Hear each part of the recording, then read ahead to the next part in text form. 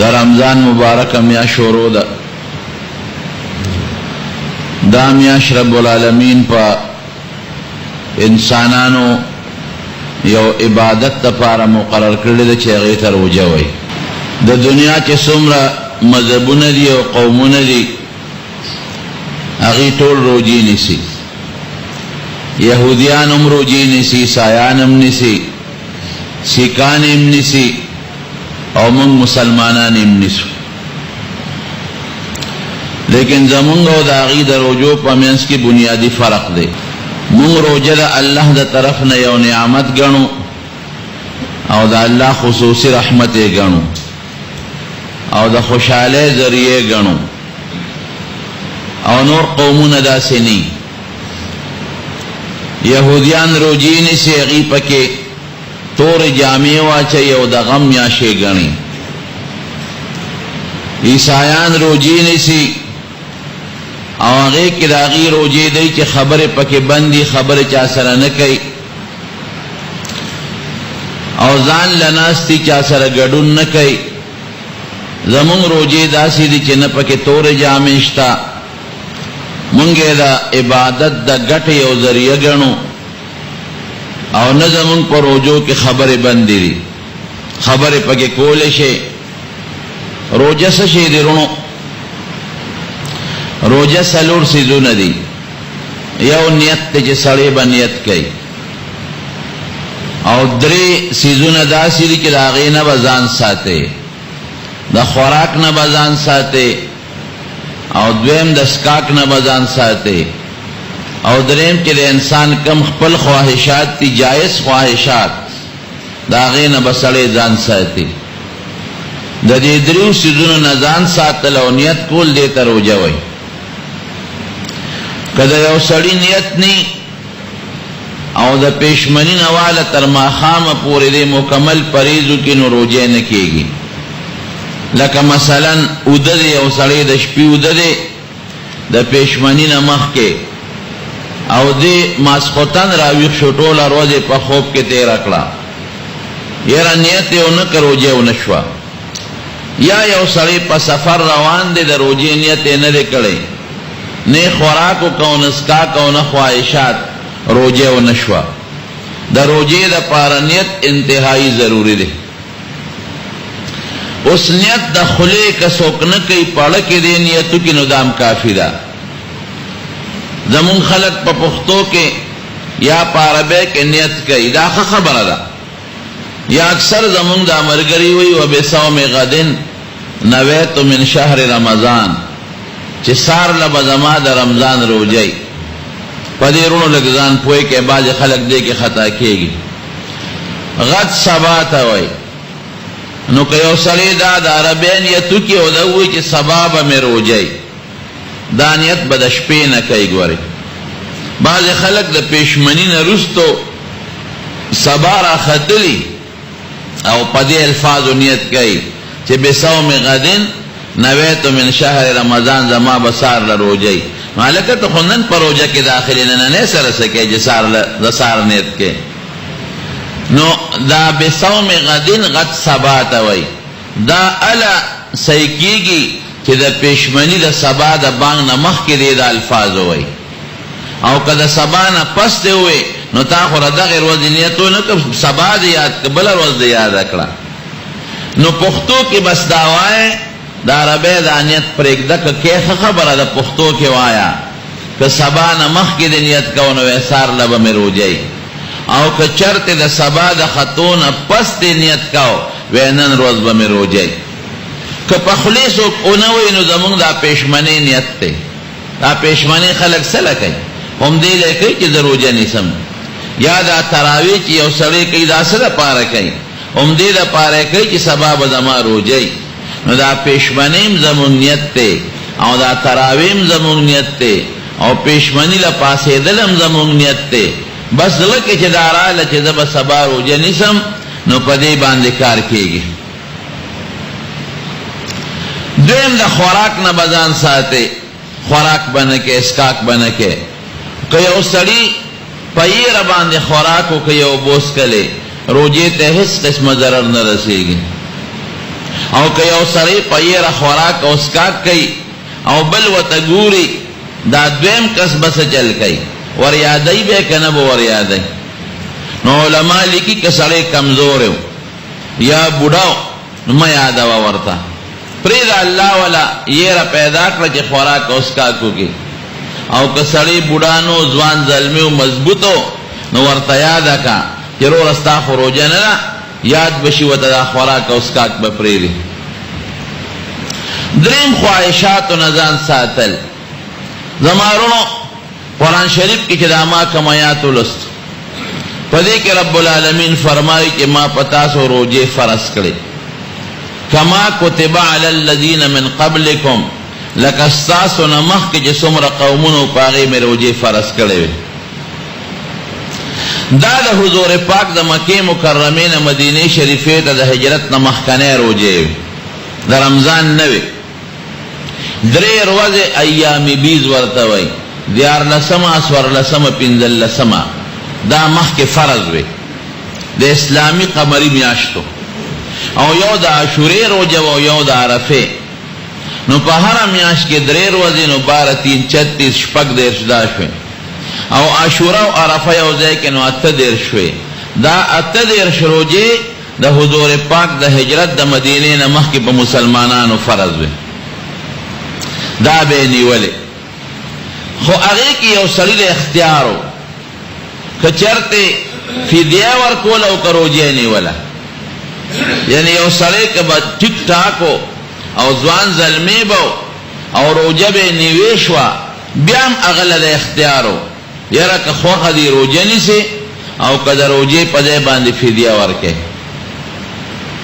حضور پاک مبارک چې کله مدینې شریفې ته هجرت وکړي نو دغه روژې منسوخ شوې فمن شهد منکم الشهر فلیصمه بس د رمضان روژې فرض شو او یو انقلاب پکې دام راغی چې مخکې خو به د چا که وس کېده هم وعلى الذین یطیقونه فدیة طعام مسکین که د چا به وس کېده او که به نه کېده اختیار به ورله اوس هغه اختیار ختم شي که یو سړی روژه نیوي شي خامخا به نیسي په فدیه کار نه کېږي او که یو سړی روژه نشي نیولی نو که دی ځوان زلمی دی او دی مریض دی نو دی به قضا کوي ځوان زلمی سړی په فدیه نه خلاصېږي قضا به کوي او که په قضا قادر نشو مړ شو نو غاړه اخلاصه ده او که یو سړی بوډا سپینګیری دی روژه نشي نیولی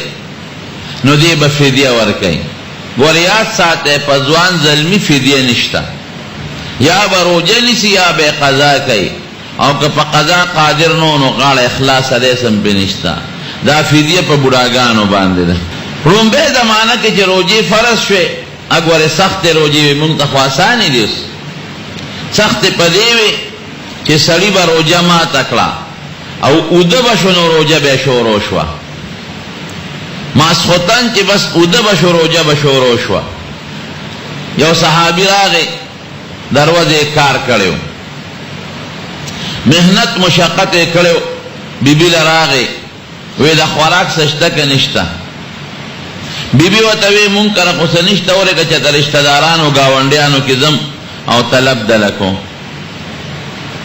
دی غریب ستړی و بیبي چې یې لاړه ډوډۍ راوړه دی ویده شوی و راله ورته ودرېده خیبتن لک په لوی مصیبت او تاوان کې مبتلا شوې ځکه چې ویده شو خو بیا روژه شروع شوه سار له غریب بیا لاړ او خپل کار یې کو په دا نیمه ورځ کې بېهوشه شو ځکه د 2 ورځو نارو تګي او کار یې کو نو خدای پاک قرآن شریف کې دا آیت نازل کړ چې کلوا واشربوا حتی یتبین لکم الخیط الابیض من الخیط الاسود من الفجر چې باز د شپې خوراکم کولی شي اسکاکم کولی شي اوس به په اوده کېدو روژه نه شروع کېږي روژه به د سبا په خطو باندې شروع کېږي دا یو اسانتیا له الله راوست دویم انقلاب پکې دا راغی چې مخکې بیبیانو ته به د شپې هم څوک نشو نږدې کېدی دا به روژه وه ټوله میاشت به یې د ورځې او د شپې د دواړو پرهیز و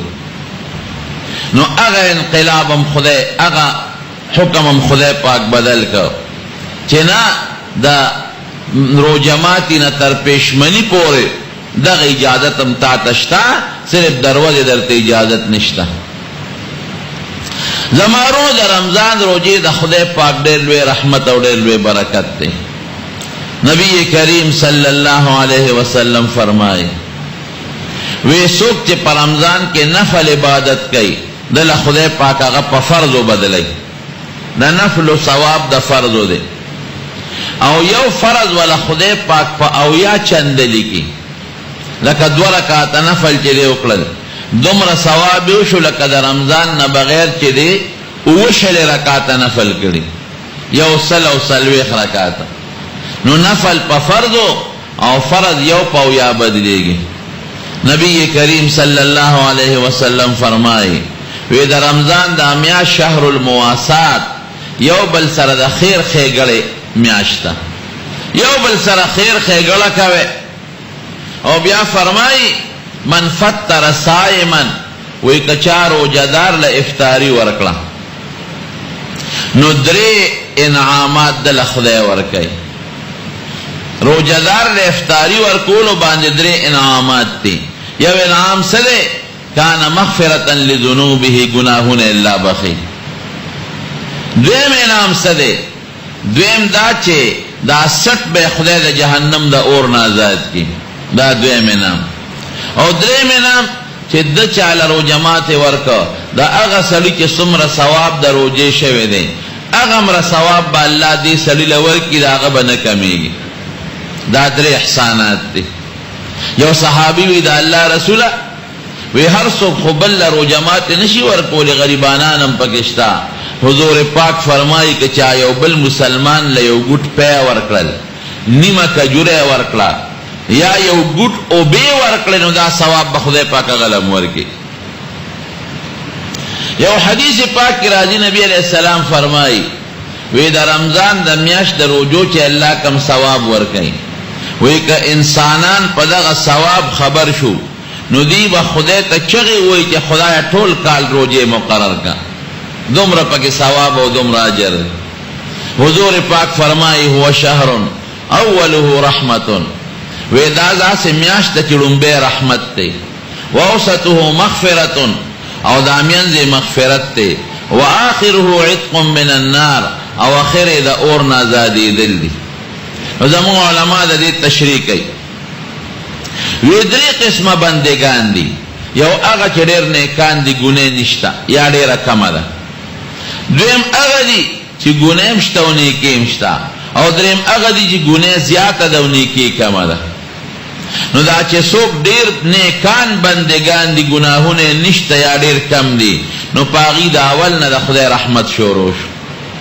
دا غی دا پارا طول میاش رحمت شو اول نا شروع شو او رستم رحمتو ندی او چې دا سوک گنام کئی او نیکم کئی دوی باندې لومبے لس رو دا خدای رحمتون نازل شی نو چې دا میانزنے لس انسی نو اللہ گناہون معاف کی مغفرت ورتوش چې دا کم دیر گناہنگار دی گناہ زیادہ دا و نیکی کم دا پاغی دا لومبے لس رو دا رحمتون نازل شی او مینس کے لس رو دا چیونی سی نو خدای ورطا گناہ معاف کی نو اخیری لس چیونی سی نو اللہ اعلانو کی دوی سٹ میں دل جہنم دا اور نازاد کم رونو دا خدای دیر لوی رحمت پا دے میاش کے پا مسلمانانو نازلی گی زمون صحابہ و پا معشومانو بچو روجینے ولی اس من معشومان منکو منی سے گوری ناجوڑا بشیں او خراب بشیں اغیبا پوڑو معشومانو روجینے ولی نو چه مازیگر بشنو معشومانو بخوراک پس جلل دا لوبو سیدون بے وطکی خودل پاغی بے مشغول کلل کہ دا معشومان مشغول شو روجہ سرطا و رسیں دا شپی پاک عبادت پکار دے حضور پاک فرمائی دادا سے میاشتا کہ دا روجہ نہیں سے دا شپی عبادت کرے بہترین عبادت دا دے چے سڑی تراویو کی و آخر کے تحجدو کی زمون بزرگان و بطول اشپرون اولا حضرت امام ابو حنیفہ رحمت اللہ علیہ پر رمضان کے سمر تلاوت کا تاسو تا اندازہ نشت یو خوب پتراو کے ختم کا او دویم د تراویح نه پس به د 2 رکعاتو نفل نیت وکړه، نو په یو رکعت کې به یو ځل قرآن شریف ختمه او په بل کې به بل ځل قرآن شریف ختمه، 2 ځله به قرآن شریف ختمه. نو د رمضان د شپې عبادت چې د هغه کوم حساب شوی دی هغه به یو شپې ته ختمونه کول. حضرت عثمان رضی الله عنه په رمضان کې به د شپې خوب نه کوه، تراویح نه پس به تلاوت شروع کو تر پیشمنی پورې، او بیا به پیشمنی کو دروازه به روزه نیوله. دا خو لا فرضي روزې دي، نفلی روزې بزرګانو زمونږ ډېرې نیولې دي. زمونږ یو کتاب دی د فقه هدایه ورته وایي، په وړه دوره کې خلک لولي. د دې چې کوم استاد دی علامه مرغینانی رحمه الله د 14 کاله روزې نیولې دي، دا کتاب یې لیکه نو روزه به وه، او په دې 14 کالو روزو یې نه بچی خبر شوي دی او نه ښځه. ته وایې دا به څنګه دی به ناستو، بیبي به وله ډوډۍ راولېږله د غرمې، بیبي ته به یې ور بند کړه، ور به یې بند کړه، بار به طالب ته آواز کوي راشه ډوډۍ وخوره. طالب به دا ګمان وکړي چې دا ردنه جوړ زیاتي شوې ده، طالب به ډوډۍ وخوړه وایي زه اوس په مخه دی ښه. بیبي ته به بیا آواز وکړه راشه دا لوښي دی یوسه، بیبي بیا دا ګمان وکړه چې دا ډوډۍ جوړ دو وخوړه. 14 کاله داسې روزې نیولې دي، نه ښځه خبر او نه بچی خبر. دا د روزې برکات ګوره ډېر زیات دي. رسول الله صلی الله علیه وسلم فرمایي وی خدای پاک په دې میاشت کې سرکشه پیریان او شیطانان تړي. نو بعض خلک سوال کوي چې شیطان او تړلی شي موږ دا ګناه ولې کوو؟ زمارونو د دې ګڼ جوابونه دي. یو جواب پیدا دی چې که شیطان او تړلی شي نو سړي سر نفس خوشته کنه د شیطان جاله 11 میاشتې شیطان چې کومه جاله کې وخت تیر کړی دی هغه جاله خوشته ده، هغې سرات به یې خامخا. او دویم جواب یې څه دی؟ دا د شیطان تذلیل دی چې دا تړي. د هغې دا مطلب نه دی چې ګنې سړی به ګناه نه کوي، د هغه ذلت دی چې الله تړي. نور دله خدای دومره طاقت ورکړی دی چې کدی په 9 اسمان کې نو او یو سړی په ځمکه کې د 9 اسمان نم په ځمکه کې د انسان پړه کې د سره جوړی شي. او درېیم هم درته ویم چې د تړلو هغه برکت یې دا دی چې تاسو وینئ په رمضان کې د خلکو عبادت د نورو میاشتو نه زیات دی. نورو میاشتو کې دومره څوک نه کوي، تلاوت خلک کوي، تهجد کوي، منځونه کوي. نو دا د هغه شیطان د تړلو حکمت شو چې د هغه اثر کم شو او د خلکو عبادت ته توجه پیدا شو. ورونو 2 سیزونو نه په رمضان کې ځان ساته، یو غیبت او یو دروغ. نبی کریم صلی الله علیه وسلم فرمائے الکذب والغیبت یفتران الصوم، وی دروغ او غیبت روجہ ماتای. دے مطلب نه دی چې کني روجہ داسې ماته شوه چې ستا غاړه بنده ده، نه غاړه د خلاصه د قرض د خلاص شو، خو چې د روجې کم اصل ثواب دی هغه ثواب در نه پاتې شو، ختم شو، هغه محروم شو. د غیبت او د دروغو نه ځان ساته. او یو عمل در تخیم دا پر رمضان کې خامخا وکړئ. هغه عمل څه دی؟ هغه نبی کریم صلی الله علیه وسلم خپل مبارک تر ته ښولی دی، حضرت عباس رضی الله عنه.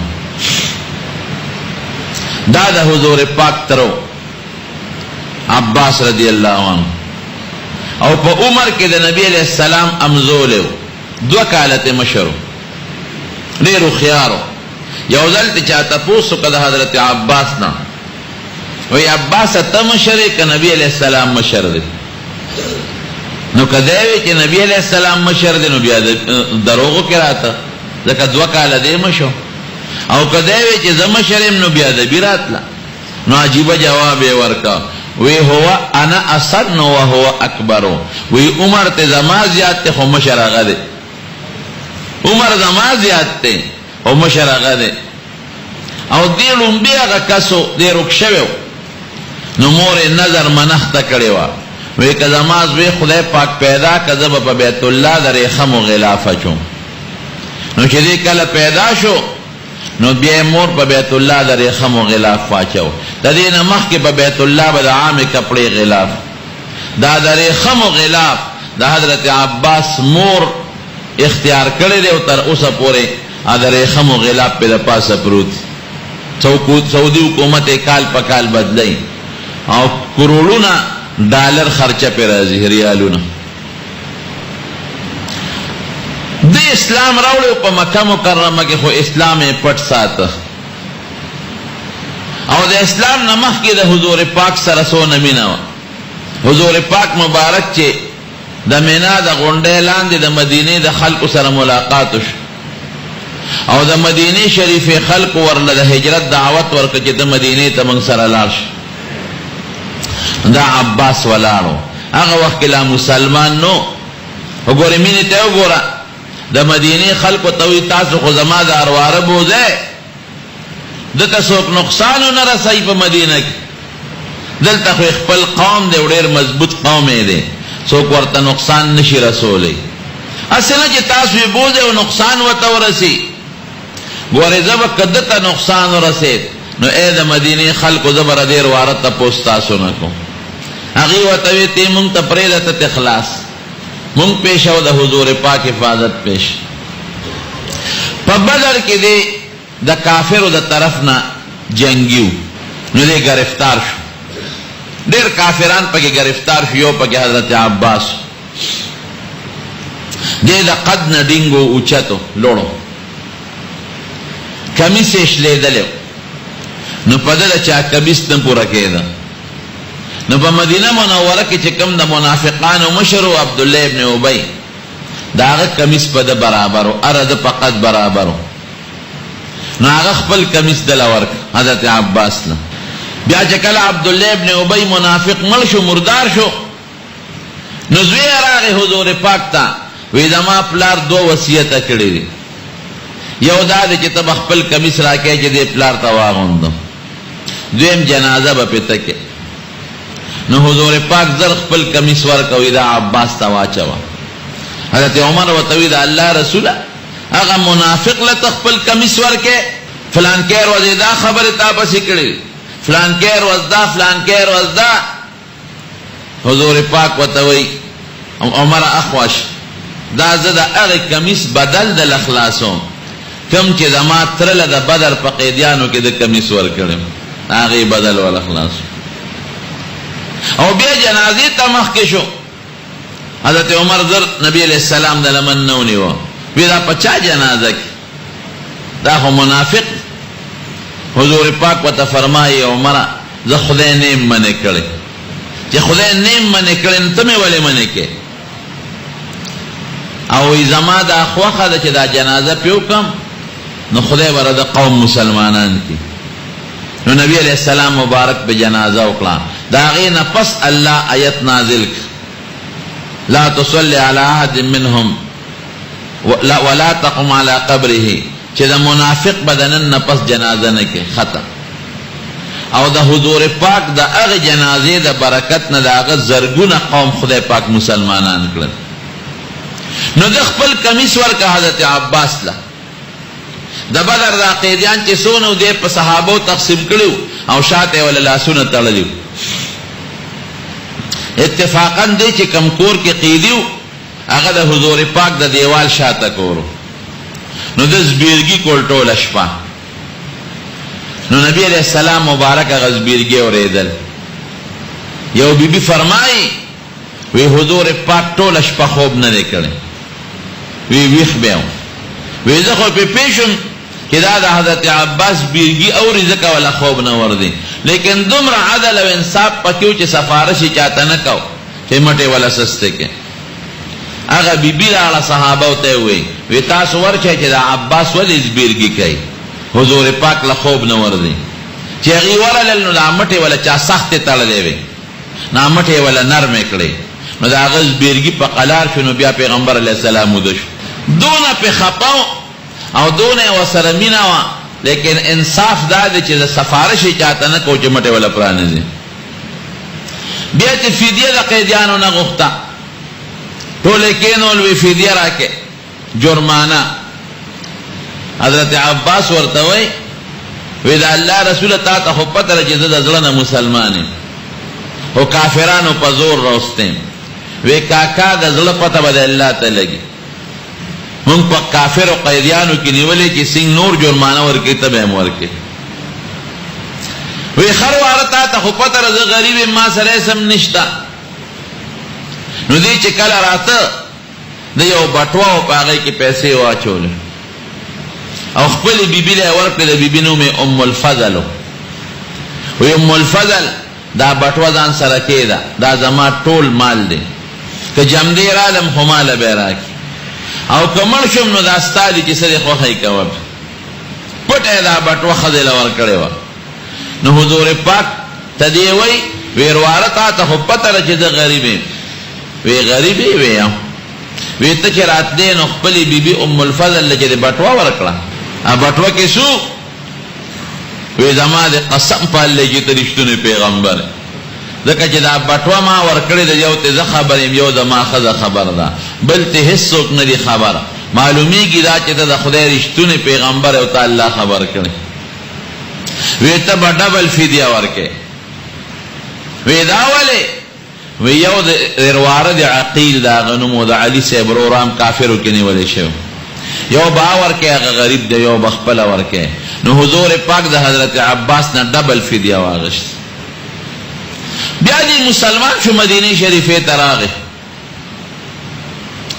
یو ځل چې بلا مال راوړو جمعات کې وګورځو نو په خوا خو به دا غټي روپې درهم نو حضور پاک اعلان وکوي راځي چې سونه سو کړي شي وړه صحابه راتل پندونه ته تړل وړل به حضرت عباس راغی وی دا الله رسول الله خو بزیات وړم ولی وی ما ډبل فدیه ورکړی دا ځان مې ورکړی دا وروانم وی خدای چې سونه وړي شي وړه نو د صادر ډک ځان ته دا غروپون او وی تاړه نو چې چتاو نو چتولې نشو وی صاحب دې خلکو ته حکم چاته وا چې دا پن راته اوچت کې وینا دونه پکې واچو چې سونه وړي شي چاہتم نوے وی خالد تمہیں روارے تیر اوچت کا کر وی دا کارم نکی نو کام اکڑے تے لگے تے غردو لے نو بیا پانڈو تالا نو چے بیا اوچتاو نو بیا نشو چتو لے وی دا اللہ رسول چاہتا ہوا چرا اوچتی کی وی نا چاہتا نوے خوی تخو میں روارے تیرا تر اوچت کا کنا وی زیم ندر اوچتو دوم رواچا وچے سوم روڑیش نو بیا تے لگے کام اکڑے دا دا هغه د حرس د وجه نه چې دومره مال دی وړو چې وړې هم نشي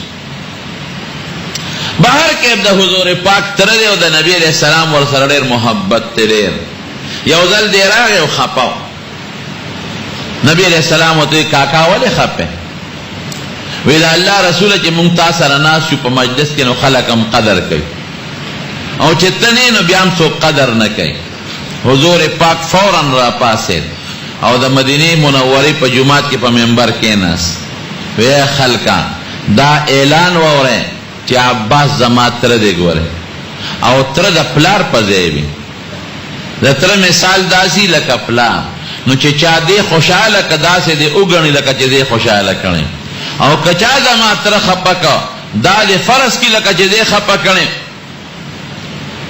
د حضور پاک د وفات نه پس جمعات ته خلکو ناوي وي حضرت عمر فاروق رضی الله عنه چې امیر المؤمنین شو هغه اعلان وکړ وی د چا چې جمعات ته ناوي هغه د لري کې خپل کور ته دیوانه دغه چې باران شي د کوټو به جمعات ته راځي ټول خلکو ناوي بل طرف کړ سوا د حضرت عباس نه د ناوا بل خواوان وروله حضرت عمر فاروق رضی الله عنه چراغي د ناوا وا نو یو چوکې راواغشته یو لرګي او پاغې ناوا وال راوي غردول یې پرې چې ناوا د لو غردوم چې دا وبري په دیوال لازم په خپل به بل خواواله حضرت عباس چراغي ودا چا زمانہ و غردول دا ودا امیر المؤمنین ورپسې ورغه وی امیر المؤمنین زمانہ ولي غردولا ودا د انصاف تقاضا مې کړل ټول خلکو ناوي واړو له استاد یې خورا بیگی دا خو انصاف نه دی حضور پاک مونږ ته انصاف خولې دی باغې کې خپل او پردیو د پیغمبر رشتہ دار او خپل رشتہ دار ټول برابر عباس رضی اللہ عنہ ورته وی ور دین اندازه ولګ وی امیر المؤمنین پتر ته لګی چې دا ناوه مال چه خو دې وینا ویدا د دوالو جهان مبارک سردار پخپل لاسونو را لدل تلګول ما زکه دا ناړول حضرت عمر حق دک شوې ښا حضور پاک وی پخپل خټه جوړ کړه او ناوه پخپل بیاوړه او زما د کوټې دا ناوه دا خټه دا حضور پاک پخپل له وکړې دا ودره لګول د دې مين اندازو لګا چې حضور پاک ولا ناوه پخپل یک دی او خټه ولا پخپل کوي او پخپل کیږي نو تا هغه ناوه غردولا کم چې دوالو جهان مبارک سردار مالې خو دې حضرت عمر وی باز معافی غواړم ما په انصاف قائمو چې په انصاف کې با عباس او بل یو برابر وی شاباس بداناوه دوباره لګاو او څنګه به لګاو عباس ته وی دا خټه درزه خوشتم نو تبا زما په وګو د پاس او درې کې زبر اوچتو موداناوه بلګي وینا خیر دې په پاوړې به وکېجم او ناوه به لګوي دا کې دینش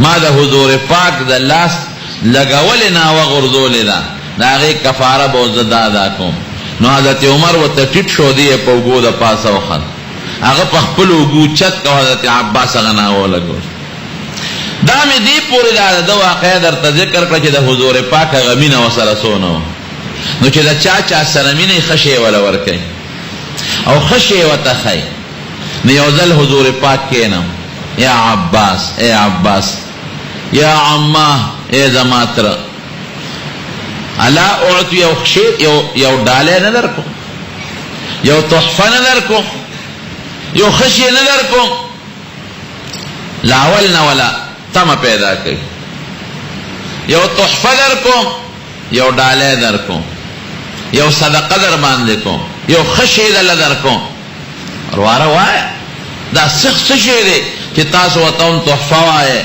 امته ډاله وي امته هدیه وي امته خشه وي وی دا شي در کوم کتا هغه کار او هغه شی استعمال کا لس قسم گناهونه بده الله معاف کی والا بند تعالی معاف کی اولوی بند تعالی معاف پټ بندر ته خدای معاف کی او ښکارا بندر ته خدای معاف کی اول بندر ته خدای معاف کی او اخر بندر ته خدای معاف کی باریک نری بندر ته خدای معاف کی او پلن گناهونه بندر ته خدای معاف کی هغه څه شی دی وی دا دروازه که طاقت لرلی شي نو روزانه کوا که روزانه طاقت نشي لرلی نو په هفته کې یو ځل کوا او که هفته کې طاقت نشي لرلی میاشت کې یو ځل میاشت کې نشي لرلی کال کې یو ځل کوا او که کال کې هم طاقت نشي لرلی نو په عمر کې یو ځل خو خامخا وکړه چې دا شوق ولا پیدا که چې دا بس شي وي نو حضور پاک ورته صلات تسبیح وکړه او د دې دوه طریقې د خود درته آسانه طریقه ہے آسانه طریقې رونو دادا چې د سلور رکعات نفل نیت بوکه عام نفل چې سړی څنګه کوي سلور رکعات نفل او پدا سے ټیم کې به کوي چې کم وخت نفل صحیح کیږي لکه د انور خطو پر وتو یا د زوال دی وخت کې به نه کوي او د مازیګر نه پس او د سار د مانځ نه پس به نه کوي باقی ار وقت کولش چې کم وخت نفل صحیح کیږي د سلور رکعات نفل نیت بو کې دا چل ورته حضور پاک ہے نو چې نفل د سلور رکعات نیت او تل سبحانك اللهم بوه سبحانك اللهم وبحمدك وتبارك اسمك وتعالى جدك ولا اله غيرك نو پنځل لسکرته بدا سی وی چې سبحان الله والحمد لله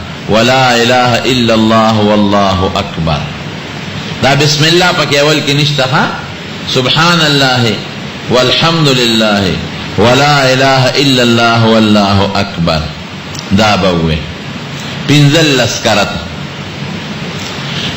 یو حدیث کې پکې لا حول ولا قوت الا بالله راغلی خو په اکثر احادیثو کې نشته نو کدی پنځل لسو کې یو ځل وسره لا حول ولا قوت الا بالله يوم خیر دی او کدی ونه يوم کار کېږي نو چې پنځل لسکرته دی پورا کړ نو بیا به اعوذ بالله بسم الله و او بیا به سورته فاتحه قرات و او ورپسې به سورته و نو د رکوع تلو نه مخکې په ولاړه به بیا 10 کرته ووایې سبحان الله والحمد لله ولا اله الا الله والله اکبر 10 کرته به پوره کړي. دا څو شو؟ 15 شو. بیا به رکوع له لاړ شي. نو په رکوع کې د رکوع تسبیحات سبحان ربی العظیم که دا مخکې وی که وروسته وی خیر دی. نو بیا به 10 کرته وی سبحان الله والحمد لله ولا اله الا الله والله اکبر. دا 15 شو. نو بیا به سمع الله لمن حمده ربنا لك الحمد. نو په ولاړه قومه کې به د لاسونه ځوړندي 10 کرته به وی. نو دا 15 شو. بیا به سجدې له لاړ شي. نو په یو سجده کې به مو وی په بل کې به مو وی. نو یو سجده کې 55 او بل سجده کې 10 نو 15 شو. او د دواړو سجدو په منځ کې به هم 10 کرته وی. نو دا په یو رکعت کې 15 یا جوړېږي. یاد به می کنه یو رکعت کې 15 یا حضور پاک ورته په خپل فرمایي کاکا وی دا یو رکعت کې 15 یا شو او په څلورو رکعتونو کې 300 کرته شو. بیا دویم رکعت کې چې بره پاسه نو بیا خو سبحانك اللهم نشتا لومبه بدو سبحان الله والحمد لله ولا اله الا الله والله اکبر. بیا اعوذ بالله بسم الله شروع کومه طریقه ده. نو سورۃ فاتحه او قرات بوه سورۃ نو په ولاله لزلا د رکوع لونه مخکې په رکوع کې لس کرتا د رکوع نه چې پاسه قومه کې لس کرتا په لومبه سجده کې لس کرتا او د سجدو مینس کې لس کرتا او په دویمه سجده کې لس کرتا. لومبي 15 بیا لس دي. کله رکوع او د سجده خپل سبحان ربی العظیم سبحان ربی الاعلی ته مخکې وای که وروسته وای او کاغه د نیر شنو خیر دی پروا نشته. او که یو ځای کې د نیر شو بیا بسکه لکه یو سجده کې د نیر شو نو ورپسې چې کوم نږدې ځای کې درته یاد شو هغه کې راوګرځاوه. لکه لومبه سجده کې رچا نیر شي او په جلسه کې ورته یاد شو چې ما خو سجده کې ونه وي نو جلسه کې شل کرته وای. یا که لومبه سجده او جلسه دواړو کې د نیر شو په دویمه سجده کې در یاد شو چې ما خو هغه دواړه ځایونه کې پرې خاودل نو په دویمه سجده کې 10 کرته وای. خو 3 سبب پوره کې. او که منځ کې خطا شوې او په مانځه کې سجده سهو کولا نو په هغې کې به نه وی ځکه حضور پاک 300 ورته فرمایلی دی چې دا 300 کرته شو. رمضان کې دا صلات تسبیح درته ما ولې وښو. په رمضان کې چې تا یو ځل صلات تسبیح وکړو دومره اجر به الله درکړي لکه د رمضان نه بغیر چې د 80 کرته کړي. نو زم تاسو ته وایم چې که د ورځې کول شی روزانه نه وی کې 60 منټه پې لګي 60 یا 15 منټه پې لګي کم از کم 60 زیات 15 منټه. او که روزانه نشي کولی نو هفته کې یو ځل وکړي اکني په میاشت کې خو یو ځل خامخا وکړي. خو انشاءالله څه دونه ګرانه خبره نه ده. د دنیا د کار دپاره موږ څومره منډې تړلی وو دا زموږ د آخرت ګټه ده. او حضور پاک خپل مبارک تره ته په ډېره مینه ښودلی دی او 10 قسمه ګناهونه په الله معاف کوي. نو انشاءالله چې ټول یې وکړئ ښه او زنانو ته هم چلو ښه شمیرې به څنګه دا تسبیحات د شمیرې چل هم درته وښي. نو چې دا 15 وی هغه کې به یې لاس تړلی وي نو د یوې ګوتې له زور ورکوه یوې ګوتې له زور ورکوه په دې لاس د پاسه په خپله پته لګي درته. یا که لاس یې ځوړند دي او د پتون سره د لاس تړلی وي نیولې وي نو یوې ګوتې له خپل وجود سره زور ورکوه. یا په سجده پروت دی نو ګوتې په ځمکه پرتې دي یوې ګوتې له زور ورکوه چې یو ګوتې له ورکه چې دویم دی وي دویمې ګوتې له زور ورکه نو په دې به ستا هغه شمېر پوره کېږي. د احسانه طریقه شوه. نو رمضان کې فایده دا ده چې رمضان کې د وکړل دومره اجر به الله درکړي لکه د رمضان نه بغیر چې د 80 کرته صلات تسبیح کړي. دا یو عمل شو. دویم عمل د رمضان متعلق حضور پاک د رمضان نه مخکې د شعبان په اخیری جمعه تقریر کړی. هغې کې صحابو ته ویلي چې 2 کاره کوئ یو استغفار کوئ او یو ذکر کوئ لا اله الا الله دا ذکر کوئ او دیم استغفار وایه استغفر الله الذي لا اله الا هو الحي القيوم واتوب الیه. اور نو ګورې ما د استغفار متعلق ابل جمعه درته پوره تفصیلی بیان کړی او دې وخت کې ډېر ضرورت لري استغفار، ځکه د خدای لوی غضبونه او قهرونه روان دي. ګوره الله غصه شوی دی، د الله ډېر لوی قهر روان دی او ډېره لوی غصه د خدای روانه ده. دا به په استغفار ختمېږي. تاسو وینئ څونه سیلابونه روان، څونه ځمکې یو. زما یو دوست ډاکټر بولې ما ته ټلیفون وکړ، مې لکه ستاسو کلي کې څه حال دی؟ د شب قدر د لذات سره تعلق لري. وی ځمکې خو یې ټولې یوړې او حکومت اعلان کړی چې کورونه هم خالي کړي. وی کورونه موړي، بنګلې د خلکو یې یوړې ختمې کړي. او تاسو لاړ شئ د خپلو علاقو کې جوړه کې او ساراسنګ او دا چینه او دا طرفونه ګورئ، بلا د دنیا کورونه برباد دي. داسې کلي پراته دي، ما ته یو سړي وی چې چاته پته نه لګي چې زما کور کم ځای و. دا حالت ته دا د خدای قهر او د خدای غضب دی. ولې د خدای قهر او غضب راغی؟ خپه کېږئ ما. سواد کې د خدای یو قهر روان، د خدای غضب نو امن پکې راغی. څه ناسه امن. نو موږ جشن مناو کو په سواد.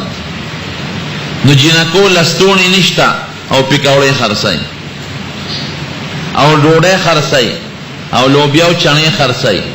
هلته دا فتنو دی دی نه خلک ځه جشن په نوم بدعملیله. نو خدای په داسې قهر راوست چې هغې هم رالو کړل او دلته هم خلک تباه کړل. مونږ خدای سره ډغرې وو، مونږ خدای ته بډې والي دي چې خدای ګورم د سره. یاره خدای بندګانو زمونږ د مال دولت دا چا را کړی دی؟ الله را کړی دی. زمونږ جون، زمونږ عزت، زمونږ حیا او زمونږ پرده او زمونږ بچي خو د الله د طرف نه دي. قسم مې دی په ذات ته خدای چې دا ټول مخلوق را یو ځای کې د الله د یو ماشي مقابله نشي کولی. نمرود په یو ماشي غرق کړ. نو موږ خدای سره جنګ کوو چې دا خدای نافرمانی کې دا خدای سره جنګ دی، دا الله سره جګړه ده. نو دا خدای قهر او غضب روان دی. خدای دې خیر کې لا نور بس کېږي. د کالام نواله تر د منډې پورې یو پل نشته، ټولې وړې دي ختم. اوبه دې بندې دي، د نردې سره بس کېږي. او دا دومره خلک یې یوړل، ماشومان یې یوړل، ښځې یې یوړې، تر ننه پورې پته نه لګي د کلو د کورونو. چتونه لاندې پراته دي، د اوبو درک خوارانو ته نه لګي چې څه بس کو. د ډوډۍ درک ورته نه لګي. شکر دی الحمدلله. زه خو د خپل کلي او د دې ګردوناوا د خلکو ډېره شکریا ادا کوم. موږ خو یو لنګر ولا روان د خدای فضل او د کلي خلکو ته مېلان وکړ. بار مې ولا چندې نه دي غوښت، نه مې دوستانو ته ویلي او نه مې یارانو ته ویلي. بالکل قطعا مو چندې نه دي غوښت. او د خلکو هر څه راوړل او دروازې 40 او 50 دیګه به پخېدل او د خلکو په سرونو باندې وړلې. په سرونو ما ته ملګری وی زمونږ د مفتی آباد د محلې لکانو او سره کلي نور لکانو بیچاره ته وی چې مخکې کلي کې سره خلک دي. نو وی مونږ دیګ د روجو دیګ غټ په ګرم په سر وړل آسان کار نه دی. یو کیلومیټر یا یو دیګ په سر وړی دی، یو کس وړی دی، یو دیګ ګرم 1 کیلومیټر. وی چې هلته لاړو ماشومان د لوږې نه پر کاله پراتو خوانان. داسې چغې جوړې کړې، وړو د روجو پسې ټوپونه جوړ کړل چې حیران شو. دا روجې درته پسې کې واوي، پسې کې به خورو. قسم نه وي د خټو زولې راته ونیولې چې دې کې راته خیر دی واچوي، خو چې دا بچي څه وخوري. د خټو په زولو کې مونږ خلکو د روجې چولې. د یو علاقې ته لاړم، څه جوسونه او څه پینه مې ځان سره یوړل. زما دې په خدای قسم یې هغه منظر مې اوس هم نه هېرېږي. ناجوړه یې کړم، ناجوړه بیمار یې کړم. داسې ماشومان او خلک پېژني چې دا څوک دي. دغه جوسونو پورې به ټوپونه به وال ماشومان. اوبه نشته ماله، ای کاکا ماله، ای کاکا ماله. ما ته خپلې ماشومان دې نوره را یاد وشي. مې الله دا افت تا راوستی دی. خلک غرق دي او سړی راغی، دوه لوڼې اوهو ګرځېدو پسې دواړه مړې پرتې وې. وی دا خو دوه دي، یو ورسره درېیمه وه، بله څه شوه؟ یو بني آدم یو زنانه زموږ د کلي یو ځای کې واده ده، هغې راته خبره کوله. وي داسې مو ته په خپلو سترګو کتل او دا قلبي او غویان او څاروي او غنم او ګوړې پکې روانې وې، هېڅ هم نه شو کولی. دا حالت دی. بچی لاړل یوړل ښځې یوړې سړي ته ورته ګورې او درنه وړي. دا د خدای قهر او غضب نه دی. ډوډۍ پورې اوبو پورې غریبانان دغه دي متاظر دي، اوبه راله راوړئ. د خدای فضل دی. هغه ځای ته مونږ ډوډۍ ورسوله چې کوم ځای ته اړو چا رسولې نه ده. خلک راوړي په دې کیمپونو کې تقسیموي، په دې سکولونو کې دلته خلک ډېر راوړي. مونږ هغه جوړه سارا سنګ میرزا ډېر کې زما یو شاګرد دی، هغه له مو رجوع لېږلی دیږه. هغه قسم وخوړه چې د سیلاب نه پس نن په درېیمه ورځ زمونږ د محلې دا رجوع څه کوي، نشته څوک نه راوړي. هغه سنګر او میرزا ډېر ما ملګرو ته وایي میدا وله په سر رسوی دیګونو هر څنګه چې وي، او په زرګونو 40,000 پورې جوړې تقسیم کړې. او لوښي نو دلته کې لوښي موله پیدا کړل. مردان ته لاړم، هلته مې یو دوست هغه ته مې شابر الار ځای نه چې پیدا هغې غریب د سیټونو نه راویستل او په وزن یې راکړل. بلا لوښي مو راوړل، هم به تقسیم کړل. چینی او دا هر څه مو به تقسیم کړل. نه خوراک مې دا ته پاخه کې پسې کې پاخه کوټو کې د نامه نامه ریبړې پرتې دي. نو پخلی کم ځای کې خیمه ورته نه میلاویږي، خوراک نه میلاویږي، سکاک نه میلاویږي، اوس مخواران دا قصده لوګي دا تطلقېږي. نو مونږ خو دې روژې له بند کړه لنګر، مونږ وې بس نور ګرانه ده نشو کولی نشو بټیاري م راته پلو لګوي، زه نور نشم پخولی. خو نن سهار بیا ملګري راغونډ شو، یاره وایي دا خو دا خواران به وږي بیا شروع کړم. ما یې ښځه روجې مه کوئ وکړو دا ترکارۍ پخوی نو ترکارۍ پخې کوي. نو تاسو ته دا اعلان دی چې که ستاسو په دې کلي کې کم متاثرین چا کره دیری او یا وي نو مازدیګر راځئ هلته هغې به ورته لنګر ورکوي. ها هغې ویل لنګر پخوي. په دې کلي کې څومره متاثرین وي هغه متاثرین د هلته راځي، مازدیګر نه پس لنګر به ورته انشاءالله العزیز ملاوي. ځکه مونږ ته پته نه لګي چې ورپسې وګرځو. دا تاسو خپل امید مې ډېری وګورئ، جلو ګورئ، اوار پراته کورونه اوار. بهر کیف زمونږ چې څونه پورې وس کېده بې دې نه چنده ګورئ څوک ثابتولی نه شي چې مونږ چا ته چندې ویلې. او طریقه مو له داسې جوړه کړه چې ما وې پکې بددیانتي م نه کمیټي م جوړه کړه، ما یې دله به پیسې چې څومره څوک ټول ته ښکاره کېږي دونه پیسې نن جمع شو. یو کس سره به پرتې وي خزانې والا ابه لګوي، نه نور خلک به لګوي. دیانت قایمي دروازه 1,10,000 او 1,00,000 روپۍ د مونږ خرچه به کېده.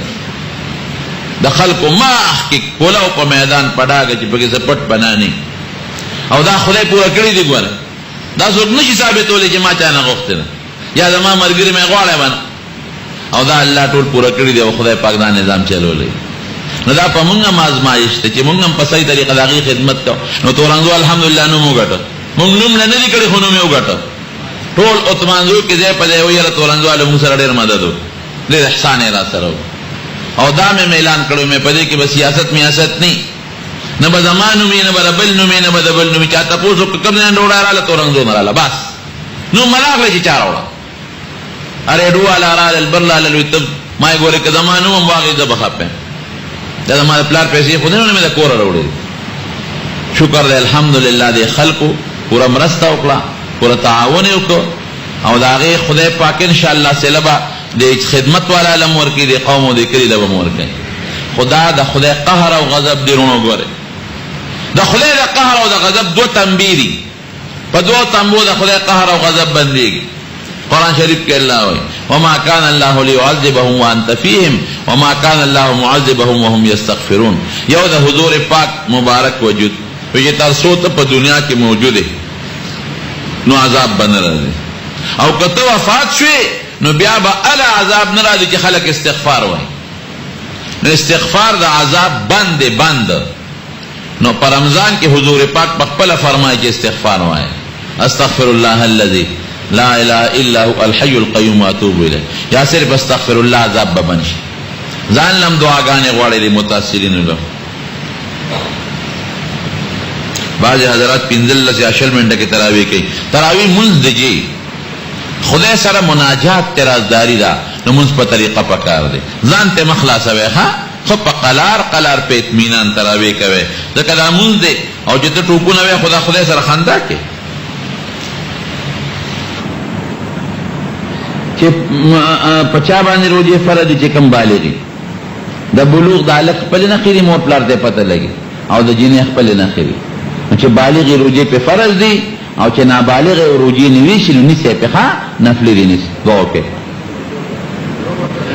عمر پینځلس ته پینځلس وکالو تعلق او جنې ور رسیدل او د بلوغ سالامي نه راغلی بیا په روزه فرض دي دوکه زمونږ د جمعه د محلي باج مرګري سبا عمره ته روان دي څوک بل روان دي څوک عمره روان دي دوکه چلې په خیر وس الله سفر د مشکلاتو نو سات او خدای پاک هغه ځای کې موږ ورته خدای وریاد کی او دعا کې چې الله تعالی ټول څومره مرګري دي هغه د بیت الله او د مسجد نبوي زیارت الله د ټولو نصیب وګرځول دا دعا کې دا چې څوک متاثرین دي کومړي نو خدای پاک دې شهادتونه قبول کړي او چې کوم زخمیان دي الله دې ولا شفا ورکړي او چې څوک خدمت کې غیر دې رب العالمین اجر ورکړي خدای موږ د خپل قهر نه وساته او د خپل غضب نه وساته الله زموږ د دوه جهانو خیر او برکتونه نصیب کړي او د دوه جهانو د شرونو او مصیبتونو په امن کې وساته خدای دا راغله قهر او غضب زموږ نه لري خدای د خپل غصه سره کې خدای د خپل غصه سره کې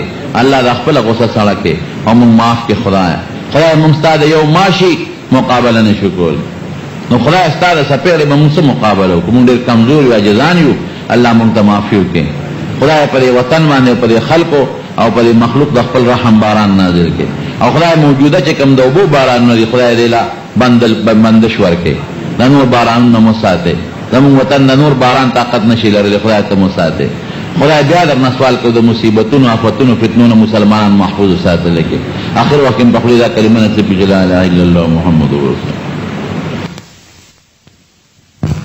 گرانو نوارو زنده دزان تا یاد داری سرالدین اسلامی کیسر and study center Hanifullah and Qudratullah Dukan Nishrabad Darasta Madina Masjid West Sikandapura Chowk Peshawar mobile number है 0301 8891 नंबर 0345 91 47 115